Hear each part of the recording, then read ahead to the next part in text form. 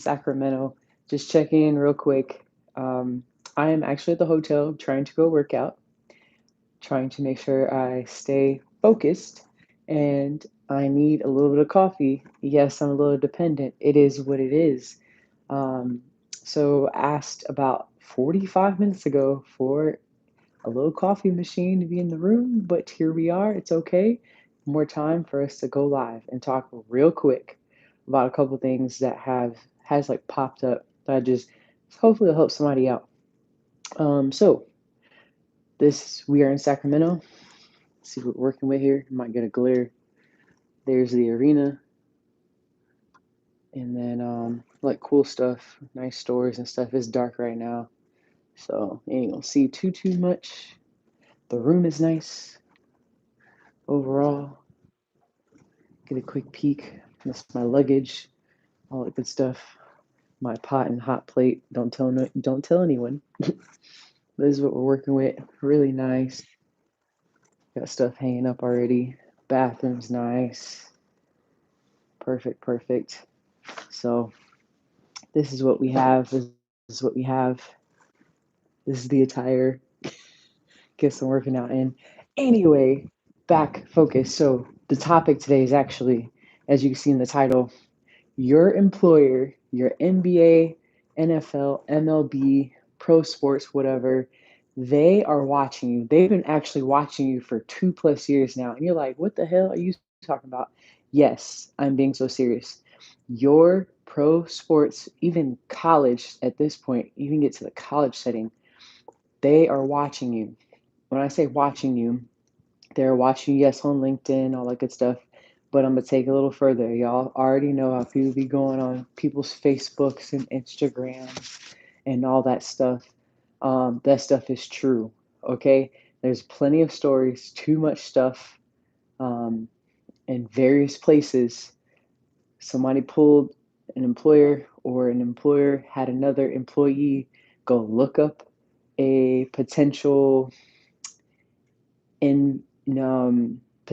interviewee, a potential candidate, and friend them on social media, friend them on Instagram, Twitter, follow them on Twitter, especially if the person's page is private. Like, I've seen fake pages, I've seen portraying as someone else, or being themselves because maybe the person doesn't know who they are. Um, and literally following and seeing what is that person posting. Are they showing a lot of their skin? Are they just pulling their shirt up and say, look at me?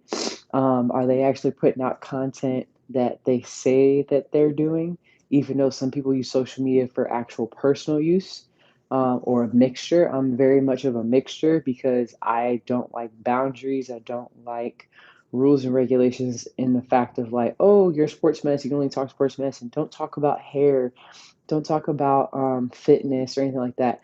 That's who I am. It is what it is. But LinkedIn is also a great tool. I keep talking about LinkedIn. I'm not saying any of this about sponsorship. I'm not sponsored. I'm just telling you, a lot of people are getting their jobs through LinkedIn. We are in December, approaching January.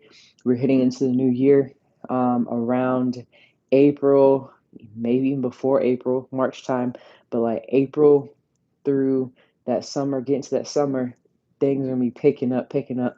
I want to encourage people, those who have LinkedIn, those who are on social media, those who are active, whether there's for personal use or not, obviously watch yourself, know what content you're putting out there, how you're portraying yourself, who is resharing your stuff, taking screenshots of your stuff, but then your LinkedIn, knowing that your LinkedIn, you don't have to have this great resume. You don't have like this big, huge resume. Just put what school you're going to or what school you graduated from. You could be an undergrad, put that on there. You could actually put things, if you're an undergrad, put things that you did in high school. That is okay. You don't have to have this master, all star profile that LinkedIn will say, oh man, like, people look at you. Either way, they're going to look at you because you're going to network. You're going to find people like, oh, I want to do what they're doing. Oh, they're in law. I want to do law. Oh, they're in the this soccer, or I should say this league, I want to do that, or NBA, I want to do that, and you're just adding them. You're messaging them, or you just add them first, and then from there you can get to know them and just ask them like, hey, what did I see you studied this in school. Were there any other opportunities, internships and stuff that you did that helps you along the way to grow and help you get to this point where you are so you can be the best you can? And I see you've been here for 3 years. Um, what have you learned along the way? Like stuff like that, so it doesn't come off as like, oh, you're asking someone, oh, for a handout or for an internship with them and you don't even know them. So it's one of the talking to other professionals is the biggest thing that students, they say about students, like always asking for, an internship right away. And it's like, you didn't get to know me. You don't, find out my path, my path. And then like obviously advice that kind of help you along the way, what other people have done along the way, all that good stuff, but encourage you to have a LinkedIn. 2+ years, I say that is because it is so true. I have over 5 to 7 um, actual examples of people like, oh yeah, I friended or that person friended me on LinkedIn. And then a year goes by or 2 years go by, and literally that person messages him out the blue, like, hey, I've been watching your page for a while, or hey, we're gonna play, Detroit Lions. Um, I see you're from Detroit or you live in Detroit. Are you in Detroit right now? You want to, see if we can, like talk real quick. Like that's how it starts off. So I would just like encourage people like stay active, and just know like sometimes your first opportunity, speaking from experience, your first opportunity, which was 2 years before I even got hired, tells you tells you how long the process can be or how short it can be. But my time, I would say 2 years prior to even getting hired, the questions that I was given were things that I actually did not have experience in, and it was evident. And I was like, "Whoa, okay." And that was good for me not to say, "Oh, I lost my chance," because I didn't want to go in there and not do my best, and then it's like, "Oh, we already know how Vanessa is. Like, we'll move on to somebody else." It was more of like figured out like, oh, I don't have that much experience with strength conditioning coaches as I thought I did. I need to go ahead and shadow and work with someone who does, or do a fellowship that actually allows me to work with a strength conditioning coach, work with a nutritionist and a performance scientist, or someone that is actually doing so. And when I went to school, went to Wake Forest for fellowship, the strength conditioning coach at that time was also a performance scientist. It wasn't like this big, huge like staff, I would say, but it was really good to get understanding like, okay, they use a catapult system. What the heck is a catapult? Catapult. Looking at what that is, it was originally used for soccer. Then it's like, oh, we use it in basketball, but how do we adapt it to basketball? Those type of things you learn, even if it's just like basic knowledge. So then when you get someone who, has an OCD lesion, osteochondral lesion, has an ACL tear with maybe meniscal involvement, you have those things. How can you get that person back to where they were and even better?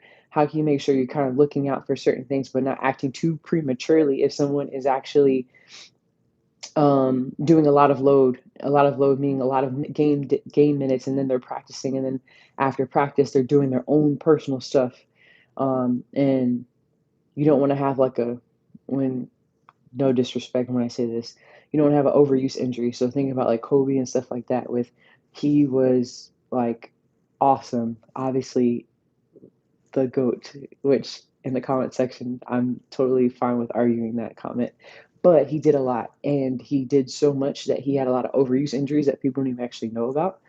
So just to kind of like put that out there, like if you have a team that you're working with, you're not just the athletic trainer, not just a physical therapist, but you're working with performance scientists, working with nutritionists, finding out like, do we need to do collagen supplements? Which one is the best collagen supplement to do? Which one is a more natural, way of doing it? What is the athlete preferences? Does the athlete say, no, I don't eat meat? So, okay, what do we do from there? So those type of things I had no answers for. So when those questions came up 2 years before I even got hired, I didn't have a clue. And then I was like, you know what? Take notes. And I realized, and I got feedback. So the biggest thing, get feedback. After you talk and realize, like, yo, there's so much I don't know. And there's still a lot of stuff now I still don't know. But when I got that feedback, it was like, okay, let's work on this and this. So even if I knew I didn't get that from my fellowship, I was like, I'm going to find somebody or ask them, do they know someone that I can actually talk with and hang out with, even if for a day or for a week, and gain some experience and be able to um, get an understanding, ask some questions, and understand from their point of view, even if it is a high school setting, even if it is college, even if it is a outpatient clinic, because you can learn anything, or acute care, learning about emergency medicine, or what I've done too was like Emory, which is Atlanta, Emory, or CHOA, Children's Healthcare of Atlanta. Both of them, they sometimes do outreach, and a lot of the places like Duke, a lot of the teaching hospitals have outreach, and they'll have athletic trainers and physical therapists or duly credentialed, like cover games, high school games, middle school games. You can still learn stuff and get great feedback. So I just want to encourage people, like, get going, because you say, oh, next year I want to be next year, or the year after I graduate, or the 2 years after I graduate PT school. I didn't get hired until 2019 in this setting.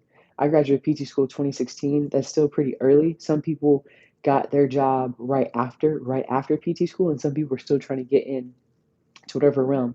Remember, 1 to 2% of physical therapists, 1 to 2% of athletic trainers go into the professional sports.